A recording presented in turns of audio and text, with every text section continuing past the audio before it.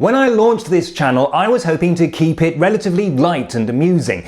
I knew that it wasn't always going to be possible, but it's still very disappointing that just 2 videos in, the story that catches my attention is not a laughing matter. Between Christmas and New Year, an innocent, unarmed man in Kansas was shot dead by a police officer. So far, so depressingly routine, but what makes this one particularly awful is just what led to the shooting. If you hadn't heard of it, it started off as a prank. It involved some online gamers who were having a bit of an argument, and so one of them called the police and reported a hostage situation involving his opponent. As a result, a SWAT team was dispatched to that address. A man answered the door and, according to police, moved his hands towards his waist. And that was the reason he was shot. You see, to an American cop, if you move your hands towards your waist, that means that you've got a gun. And if an American cop even thinks there is a remote possibility that you may perhaps have a gun, they'll shoot. Never mind that you don't have a gun or anything that looks like a gun.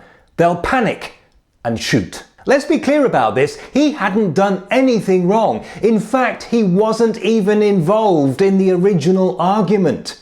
The address the SWAT team had been given was false. Perhaps you think this is an isolated incident, a bizarre aberration, unusual circumstances, a one-off. If you think that, you're wrong. Apparently, this type of prank is so common in some of the darker corners of the gamer community that there is a word for it. It's called swatting. It's an actual thing. Gamers will settle scores by calling out a bunch of badly trained, trigger-happy thugs with Rambo complexes who cannot even be trusted to keep to the most basic common-sense rules of engagement in a hostage situation. America. This is part of a wider problem that you have with violent crime, and we've been telling you this for years. Against everybody else's advice, the only solution you have to this problem is more guns. Well, now we have another high-profile case of an unarmed innocent man shot dead by police, only this time he's white. Maybe now you'll sit up and take notice. I've heard all the arguments.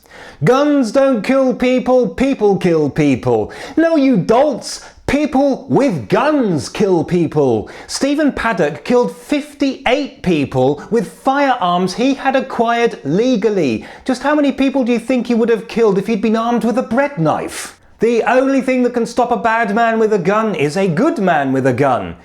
Look, if you'd been in Las Vegas on that night, how confident would you have been of correctly identifying and accurately aiming at the exact window the shooter was firing from?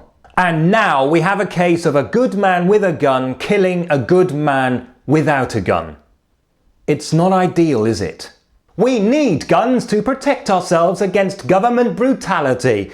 Bollocks! Brutal governments have track records of slaughtering their opponents, armed or not. That is what brutal governments do, and having guns will not protect you against a government that will shoot first. Last year, American police killed 976 people.